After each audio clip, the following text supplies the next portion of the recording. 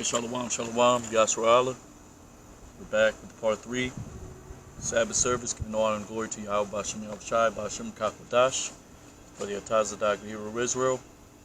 Now, Salakia, while I was doing the part 2, video cut off, so I'm going to go ahead and proceed with where I left off. Right, so it says that we are going over the word malakah, right, which is labor, work, right? This is what the wording goes into, right? Now you know that by doing cross references, right? That's how you get the good understanding, right? You compare, contrast, analyze the words, Salakia. So this is from Genesis 33 and 14. Right, this is Jacob speaking to Esau, his brother. Right, when he met him with 400 men. Right, so Esau was approaching Jacob. Right, Jacob had divided his camps. Right, according to their own work. Right, which is their own order. Right, and you also read about that in the Hebrew text. Right, sometimes a work is just a doing.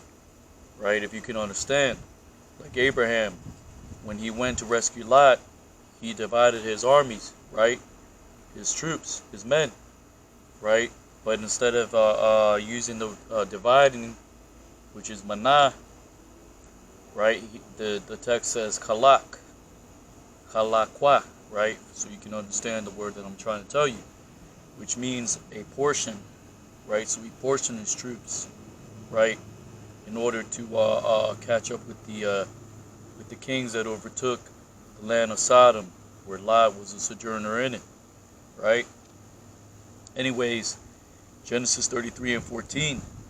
Right, says, "Let my Lord, I pray thee, pass over before his servant, and I will lead on softly, according as the cattle that goeth before me, and the children be able to endure, till I come into my Lord unto Seir, Mount Seir." Right? So the Hebrew text says, Ya'ibar na. Right? Na meaning please or now. Right? May he cross over now. Right? Adonai, my Lord, right? Lapanaya, before me, right?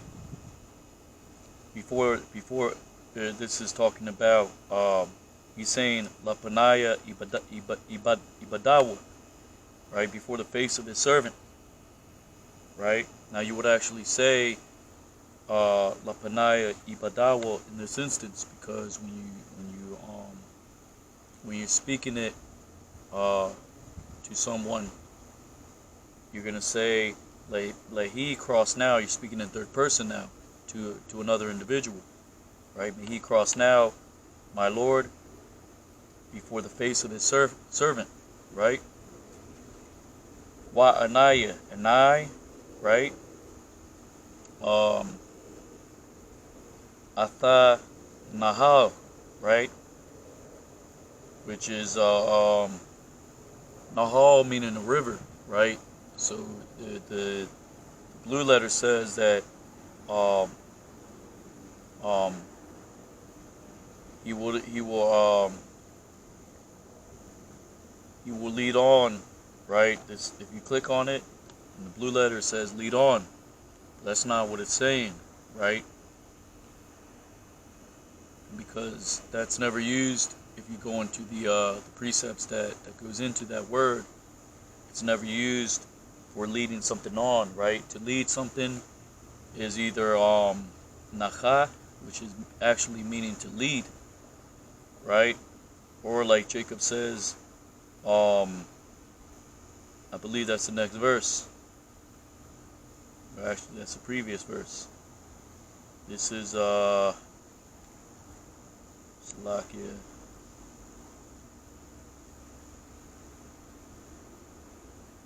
might be the verse after that. You said,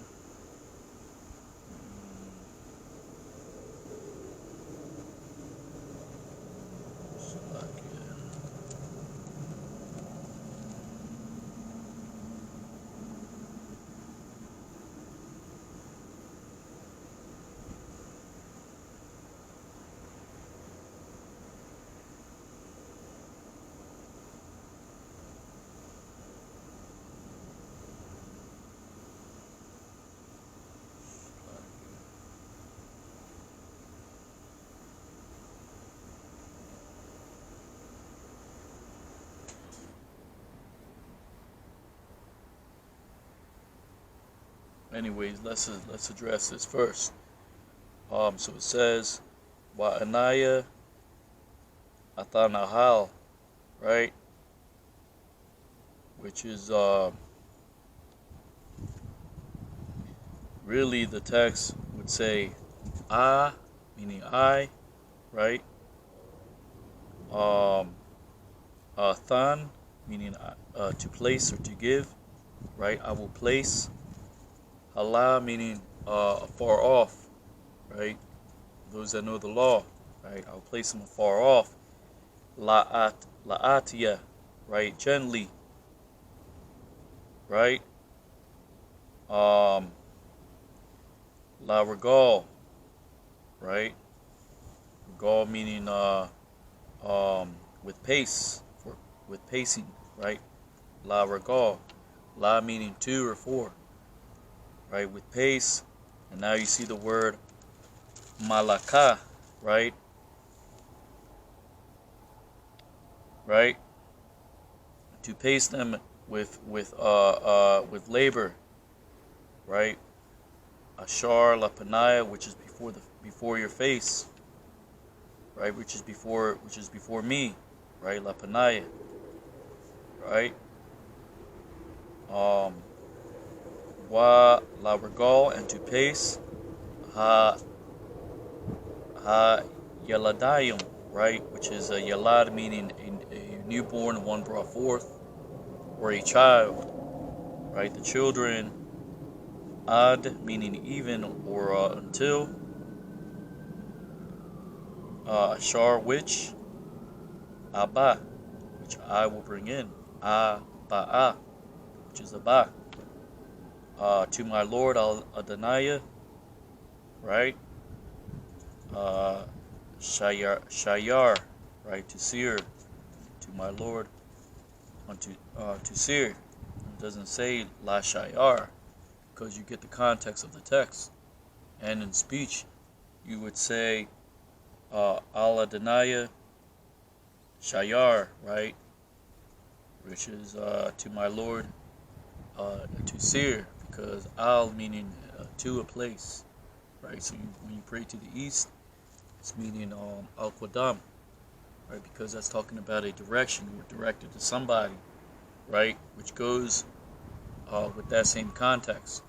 When you address a person according to their title, whether it be Lord, officer, right? Which is, I believe that's Aramaic. I may be mistaken, but Sarayas, which is means eunuch or officer, right? So you may be addressing an individual by a certain title, but then you mention a place. You're mentioning unto that place to which it pertains to that person, right? So there's no need to put Ala Danaya La Shayar, right? Because it's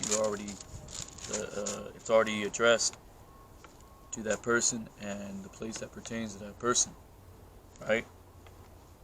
But the point is, Malakah is mentioned here, right? Now, I'm going to type in the blue letter drive, right? Because drive is garash again. You see that word again, to thrust out. Or magarash, a divorcee, a divorced woman, right? Dacha, you read about that in the law, something that's driven away. Nadach, right? Na, before the word makes it an action, right? But here's the point. And Yarash, meaning to possess, right? Or an inheritance. It speaks about inheritance also, right? When you're addressing somebody like Abraham, he said that who will inherit with me, but beside this man, Eliezer from Damascus, right? Now I may be going a little too quick, but again, you can search these yourself, right? If you're analyzing the text, you can look it up, right? And compare, right? Cross-reference, right? And you have to make the distinction, right? Because you're the one understanding the text. You can't go by the concordance. You're going by what the text says in context. Like when you would read the precepts, right? You would read what? Precept upon precept, a line upon line, here a little, there a little. Right? So it's about context. It's about going to the meaning of these words, right? So Yarash, right? So Genesis 15, and I didn't mean to go into a lesson on the Hebrew, but scriptures say that God directed the steps of men, right?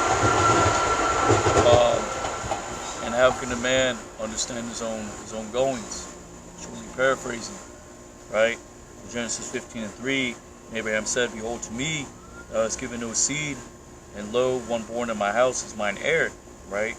Vaya Amar Abraham Hana, right? Which is Han or Hana, Hanaha, right? Which is still the same, right? Because again, when you're speaking it in person, and when it's an actual written, recorded account, right? It's going to be written a specific way, but when you're speaking it, it's going to sound the same, right? Whether it's Han or Hana, it's going to be Hana regardless, right?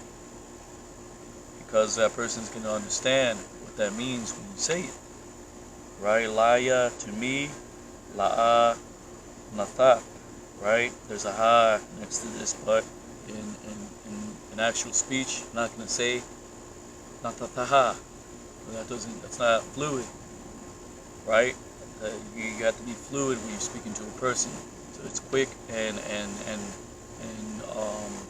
concise. If I'm using the right terminology. La'a natha, right? There's not given a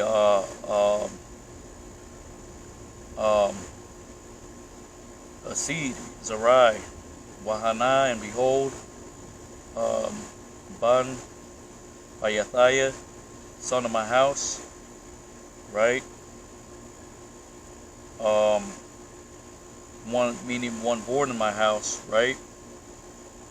Yarash, right? But in the text it says Yaworash, right? That's just to separate to give you the right context in how these things are written, right? But when you say Yarash, automatically you know that's talking about a to possess a place or one to possess an inheritance, right?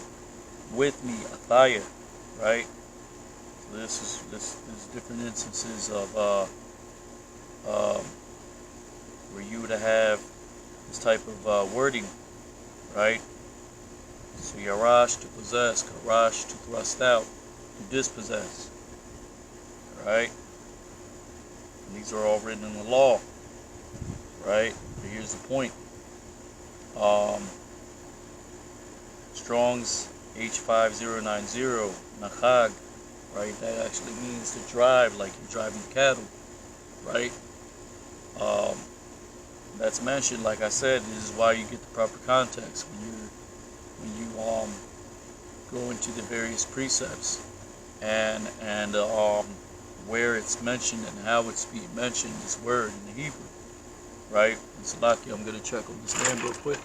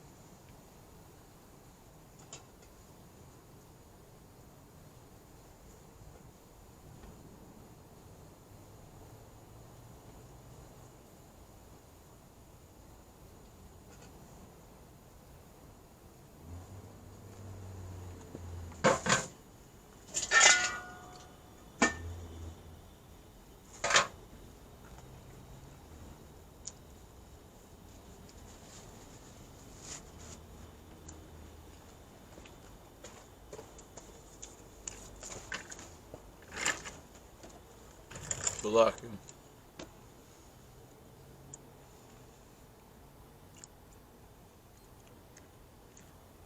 The scriptures say to eat in haste, so, we're doing what we can.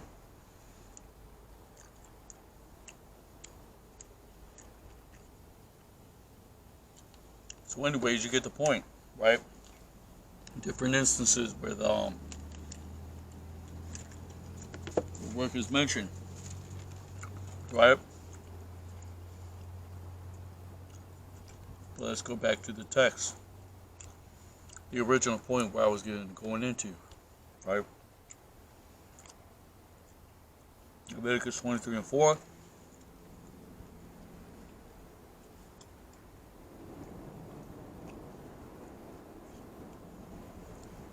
Salakia.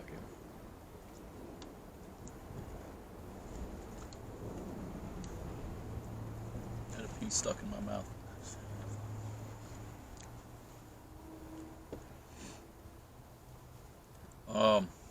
Leviticus 23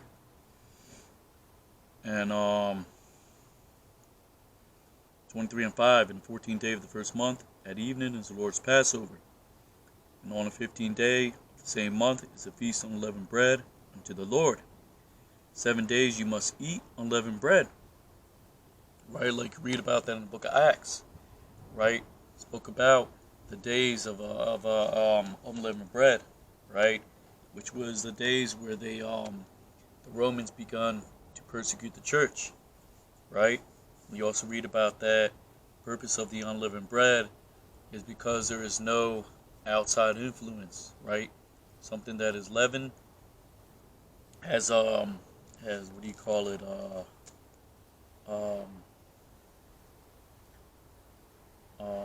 Has a leaven that the bread is left out, right? So that it begins to ferment, right? So there's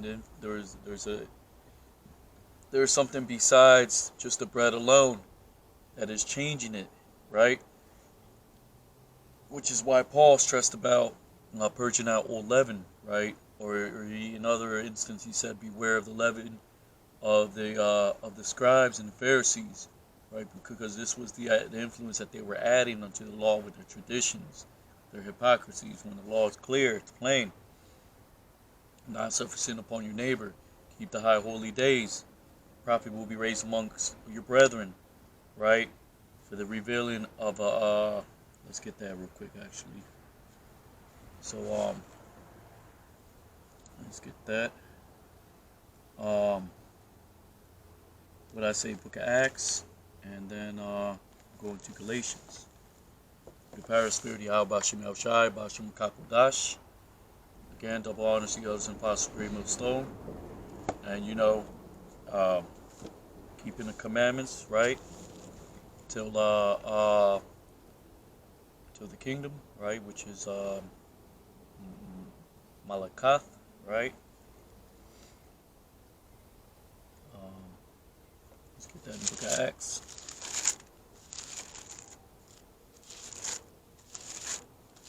Slack here, bear with me.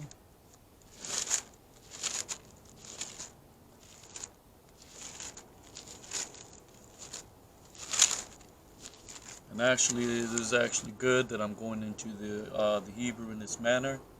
I'm gonna start doing more in-depth lessons on that. Just so you can, for those that are studying the Hebrew, you can get a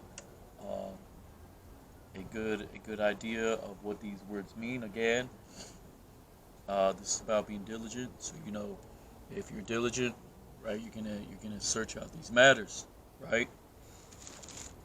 Let's go to the Book of Acts. Slovakia. Check the time mark.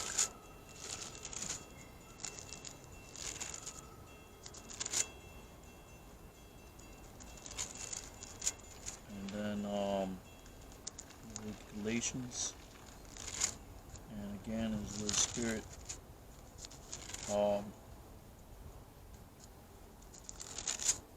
takes this lesson, right? So Acts, Galatians, and then we're going to get the law, right? Acts, right? Because the law speaks about the bread of affliction, right? Now that doesn't mean you get all stoic, on the Akim, and then you look, you're not supposed to eat.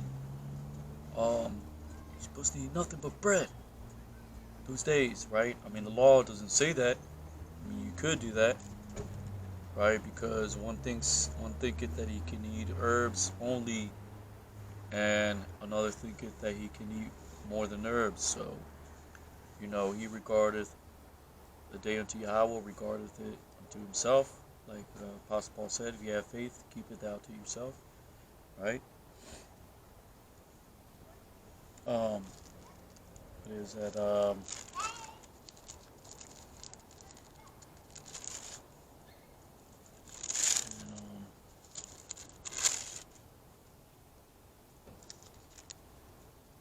Slovakia.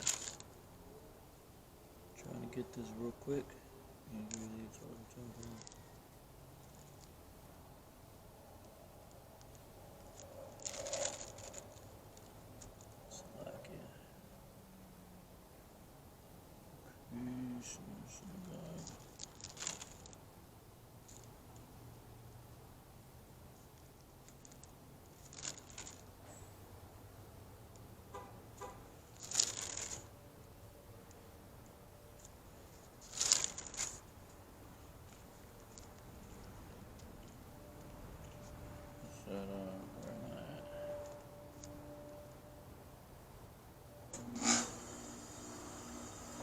This is the Book of Acts, chapter 12, verse 1.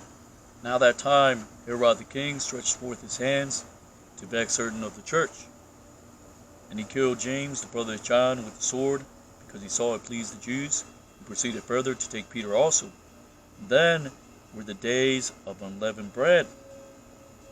Right? The days of unleavened bread. Right?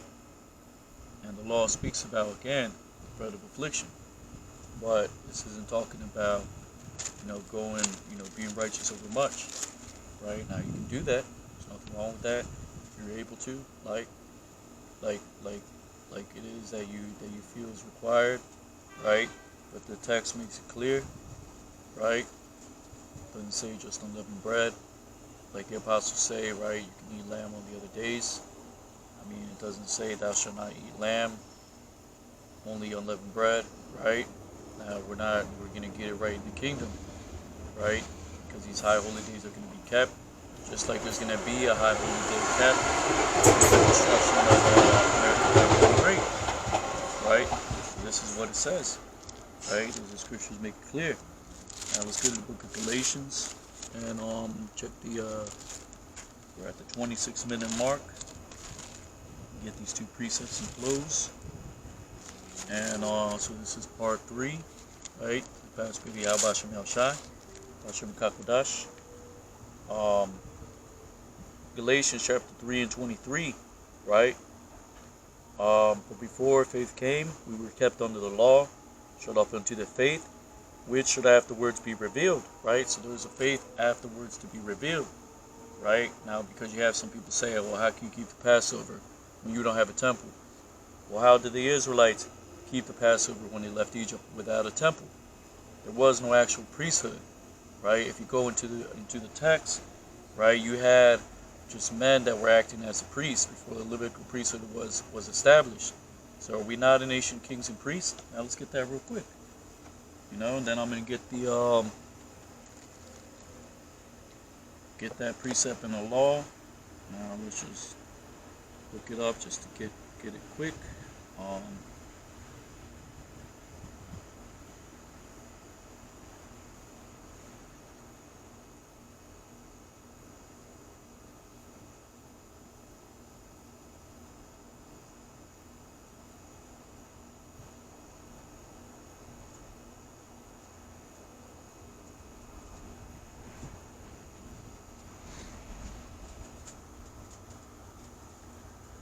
Exodus 19.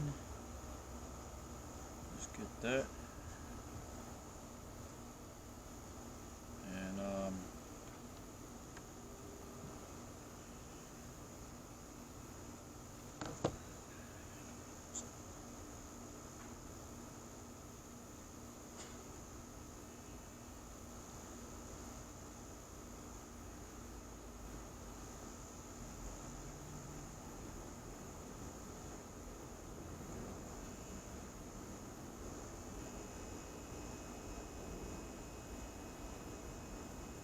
right, so it says, Exodus 19 and 22, and let the priests also which come near unto the Lord sanctify themselves, lest the Lord break forth upon them.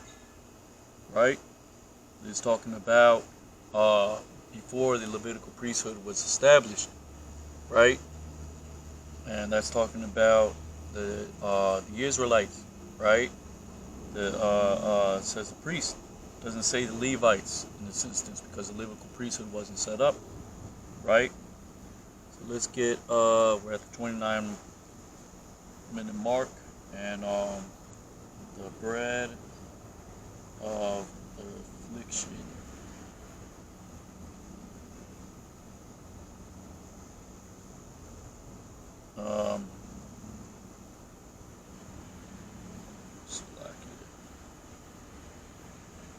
Leviticus, I believe that's Leviticus. Deuteronomy 16 and 3, right? You must not eat leavened bread with it. For 7 days you shall eat it with unleavened bread, the bread of affliction, because you left the land of Egypt, right? I didn't get to pull up the rest of it because I'm getting to the 30-minute mark, and we're willing to catch you on